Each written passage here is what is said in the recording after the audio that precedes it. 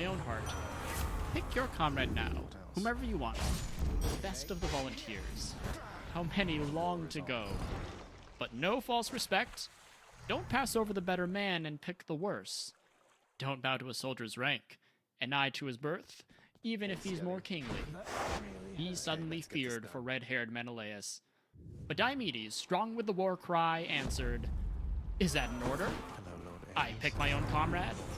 And how could I pass up royal Odysseus here? His heart so game, his fighting edge so keen, the best of us all in every combat mission. Athena loves the man. With him at my side, we'd go through fire and make it back alive. No one excels the mastermind of battle." But much enduring Odysseus cut him short. Not too long on the praise. Don't fault me either. We're talking to Argive men who know my record. Let's move out. The night is well on its way, and day breaks near. The stars go wheeling by, the full of the dark is gone. 2 watches down, the 3rd's still ours for action. On that note, both men harnessed up in the grim gear of war.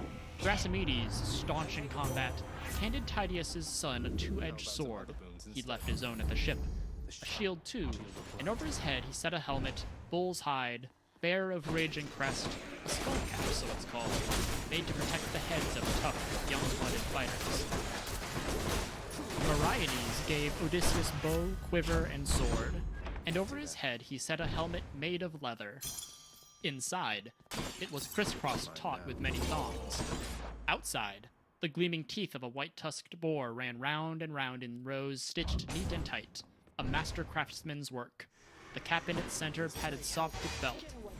The wolf himself, Autolycus, lifted that splendid headgear out of Elaeon once.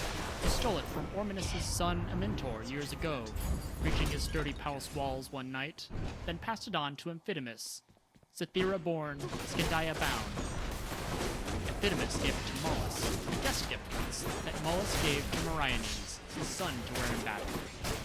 And now it encased Odysseus' head, snug around his brows. And so, both harnessed up in the grim gear of war, the 2 men moved out, leaving behind them all the captains clustered on the spot. Athena winged a heron close to their path, and veering right. Neither man could see it, scanning the dark night. They only heard its cry. Glad for the lucky sign, Odysseus prayed to Pallas. "Hear me, daughter of Zeus, whose shield is thunder. Standing by me always, in every combat mission. No maneuver of mine slips by you. Now again, give me your best support, Athena. Comrade! Grant our return in glory back to the warships, once we've done some feat that brings the Trojans pain." Next, Diomedes, lord of the war cry, prayed aloud. "Hear me too, daughter of Zeus, tireless goddess. Be with me now, just as you went with father, veteran Tydeus, into Thebes that day. He ran ahead of the Argives with his message. He left his armored men along the Asophus banks, and carried a peaceful word to Theban cohorts crowded in their halls. But turning back, he bent to some grand and grisly work with you, goddess, and you stood by him then, a steadfast ally.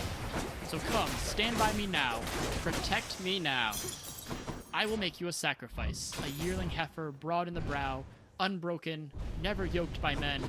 I'll offer it up to you. I'll sheathe its horns in gold." Their prayers rose, and Pallas Athena heard them. Once they'd appealed to Zeus's mighty daughter, into the black night they went like 2 lions, stalking through the carnage and the corpses, through piles of armor and black pools of blood. But no sleep for the headstrong Trojans either. Hector would not permit it. He summoned all his chiefs to a council of war, all Trojan lords and captains. Mustering them, he launched his own crafty plan. Who will undertake a mission and bring it off for a princely gift? A prize to match the exploit.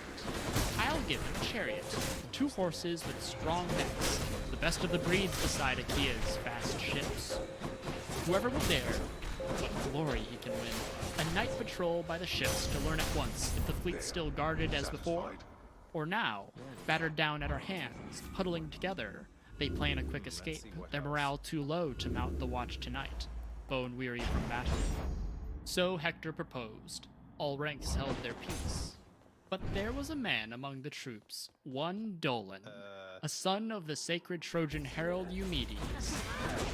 He was rich in bronze, rich in bars of gold, no feast for the eyes, but lightning on his feet, and an only son in the midst of 5 sisters. This one volunteered among the Trojans. Hector, the mission stirs my fighting blood. I'll reconnoiter the ships and gather all I can. Come, raise that scepter, and swear you'll give me the battle team and the burnished brazen car that carry great Achilles. I will be your spy, and no mean scout. I'll never let you down. I'll infiltrate their entire army, I will, all the way till I reach the ship of Agamemnon. That's where the captains must be mapping tactics now, whether they'll break and run or stand and fight. How he bragged, and Hector, grasping his scepter, swore a binding oath. Now Zeus my witness, thundering lord of Hera, no other Trojan fighter will ride behind that team. None but you, I swear. They will be your glory all your life to come. So Hector vowed. With an oath he swore in vain, but it spurred the man to action. Dolan leapt to it. He quickly slung a reflex bow on his back. Over it he threw the pelt of a gray wolf, and set on his head a cap of weasel skin, and taking a sharp spear, moved out from camp, heading toward the fleet. But he was never turned back from the enemy's big ships, bringing Hector news. Putting the massive horse and men behind him, Dolan picked up speed, hot for action now. But keen as a god, Odysseus saw him coming and alerted Diomedes. Who is this? A man heading out of the Trojan camp? Why? I can't be sure. To spy on our ships or loot the fallen, one of the fighters' corpses? Let him get past us first, into the clear of it, then rush him and overtake him double quick. If he outruns us, crowd him against the ships, cut him off from his lines, harry him with your spear and never stop, so he can't bolt back to Troy. No more words. Swerving off the trail, they both lay face down with the corpses now, as Dolan sped by at a dead run, the fool. Soon as he got a furlong's lead ahead, the plowing range of a good team of mules, faster than draft oxen dragging a bolted plow through deep fallow ground. The two raced after, and Dolan, hearing their tread, froze stock still, his heart leaping. Here were friends, yes. Fellow Trojans coming to turn him back. Yes, Hector had just pulled off the mission. But soon as they were a spear cast off or less, he saw them. Enemies. Quick as a flash he sprang, fleeing for dear life. They sprang in pursuit, as a pair of rib-toothed hounds bred for the hunt, and flushing fawn or hare through a woody glen keep closing for the kill, non-stop, and the prey goes screaming on ahead. So Odysseus, raider of cities, and Diomedes cut him off from his own lines, coursing him, closing non-stop with the Trojan about to break in on the line of sentries, racing fast for the ships, when Athena pounded fresh strength into Tydeus' son, so no Achaean could beat him out for the glory of hitting Dolan first, Diomedes come in second. Rushing him with his spear in a sudden surge, Tydides shouted, "Stop, or I'll run you through! You'll never escape my spear, headlong death! I swear I'll send it hurtling from my fist!" He flung his shaft, missing the man on purpose. Over his right shoulder, the sharp spear point winged and stabbed the earth. Dead in his tracks, he stopped, terrified, stammering, teeth chattering in his mouth, blood white with fear as the two men overtook him, and panting hard, yanked and pinned his arms. He burst into tears, pleading, "Take me alive! I'll ransom myself. The treasures cram our house, bronze and gold, plenty of well-wrought iron. Father would give you anything, gladly. Priceless ransom, if only he learns I'm still alive in Argive ships." Odysseus, quick with tactics, answered, "Courage! Death is your last worry. Put your mind at rest. Tell me the truth now, point by point. Why prowling among the ships, cut off from camp, alone in the dead of night when other men are sleeping? To loot the fallen, one of the fighters' corpses? Or did Hector send you out to spy on our ships, reconnoiter them stem to stern? Or did your own itch for glory spur you on?"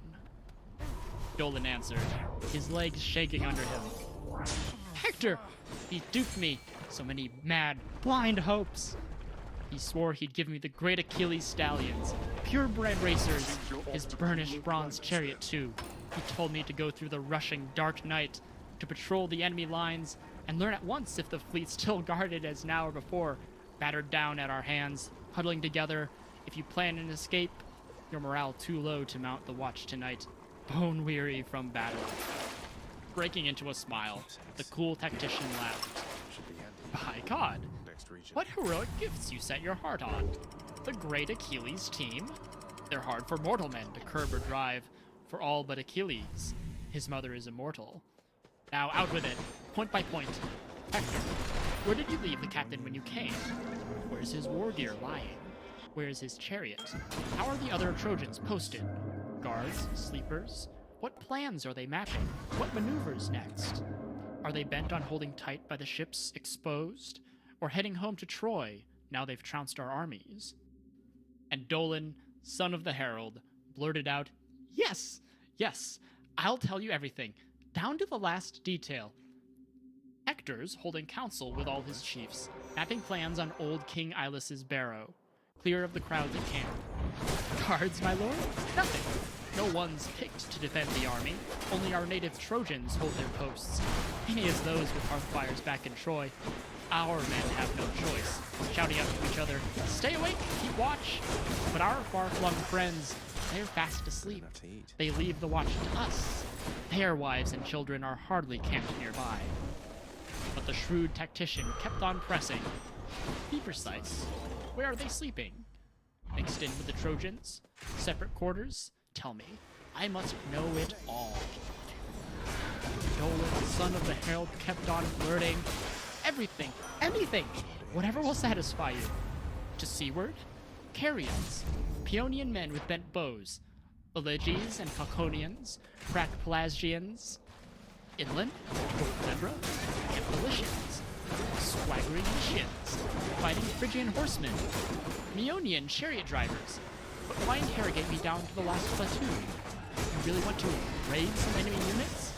There are the Thracians. Look, just arrived, exposed on the flank, apart from all the rest. And right in their midst, Ionius' son, King Rhesus.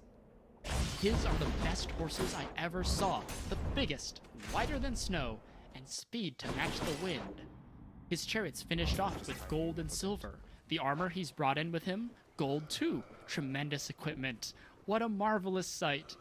No gear for a mortal man to wear, I'd say. It's fit for the deathless gods. There. Now will you take me back to your ships, or leave me here, bound and gagged right here, till you can make your raid and test my story to see if I've told the truth, or if I've been lying? But rugged Diomedes gave him a grim look.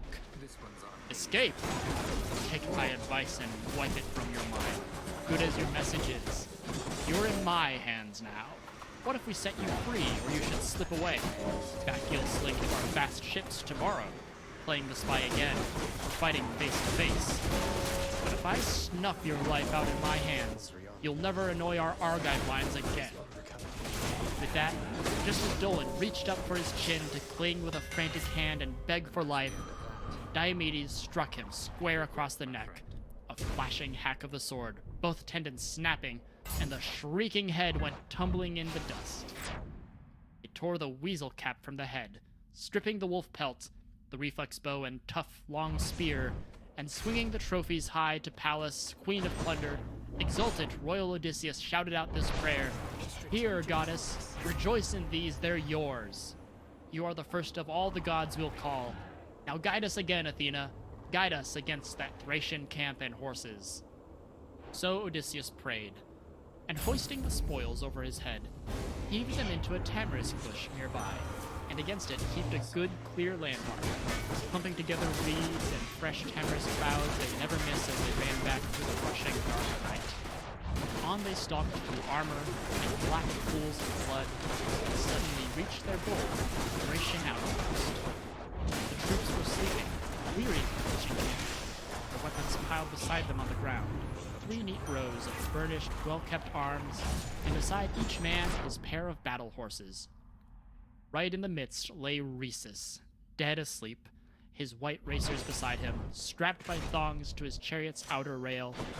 Spotting him first, Odysseus quickly pointed him out to Diomedes.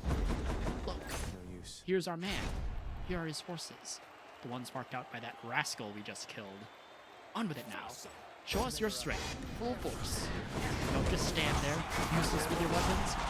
Loose those horses. Or you can kill them and leave the team to me. Athena, eyes blazing, breathed fury in Diomedes. He went whirling into the slaughter now, hacking left and right, and hideous groans broke from the dying Thracians, slashed by the sword. The ground ran red with blood. As a lion springs on flocks unguarded, shepherd gone, pouncing on goats or sheep, and claw-mad for the kill, so Tydeus' son went tearing into that Thracian camp until he'd butchered 12. Each man he'd stand above and chop with the sword. Cool tactician Odysseus grappled from behind, grabbing the fighter's heels, dragging him out of the way with one thought in mind. That team with their flowing manes must get through fast. Not quake at heart and balk, trampling over the dead, those purebred horses still not used to corpses. But now the son of Tydeus came upon the king, the 13th man, and ripped away his life, his sweet life as he lay there breathing hard. A nightmare hovered above his head that night. Diomedes himself, sped by Athena's battle plan, while staunch Odysseus loosed the stamping horses, hitched them together tight with their own reins, and drove them through the rock, lashing them with his bow. He forgot to snatch the shining whip that lay in the well-wrought car. He whistled shrill, his signal to rugged Diomedes, pausing, deep in thought. What was the worst, most brazen thing he could do? Seize the car where the handsome armor lay, and pull it out by the pole, or prize it up, bodily, haul it off? Or tear the life from still more Thracian troops? His mind swarming with all this, Pallas Athena swept to his side and cautioned Diomedes. Back. Think only of getting back, great son of Tydeus. Back to the ships, quick, or you'll run for your life. Some other god, who knows, may wake the Trojans. The goddess's voice? He knew it. Mounted at once as Odysseus whacked the stallions smartly with his bow, and they made a run for Achaea's rapid ships. But Apollo, lord of the silver bow, kept watch. No blind man's watch, no. Apollo saw Athena take Tydides in hand, and raging against her, plunged into the main mass of Trojan fighters to rouse a Thracian captain called Hippocoon, a royal kinsman of Rhesus. He woke with a jolt, and seeing empty ground where the fast team had stood, men gasping out their lives, retching in all that carnage, he wailed out, sobbing, crying his dear companion's name, and piercing wails broke as the Trojans swirled in panic. A desperate rout of them rushing up to the bloodbath there stood staring down at the grisly work the marauders did before they made their dash for the beaked ships. Reaching the place where they'd killed Hector's spy, Odysseus, dear to Zeus, reined in the headlong team, and leaping down to the ground, Tydides heaved the bloody spoils into his comrade's arms. He mounted again and flogged the horses hard, and on they flew to the ships, holding nothing back. That's where their spirits drove them to go. Nestor, the first to hear the thunder, shouted, "Friends, lords of the Argives, all our captains, right or wrong, what can I say? My heart tells me, my ears ring with the din of drumming hooves. If only Odysseus and rugged Diomedes were driving racers off the Trojan lines, here and fast. I'm cold with fear. What if they met the worst? Our ranking Argives killed in a Trojan charge."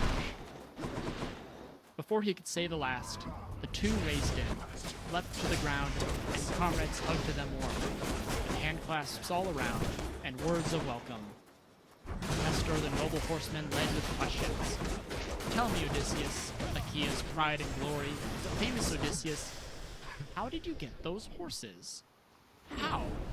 Stealing behind the Trojans' main lines? Or meeting up with a god who gave them to you? What terrific sheen! Silver afire like sunbeams. Day after day I've gone against the Trojans, never hanging back by the ships, I swear, old warrior that I am. But I've never seen such horses, never dreamed. I'd say an immortal came your way and gave you these. Zeus, who marshals the storm cloud, loves you both. Zeus's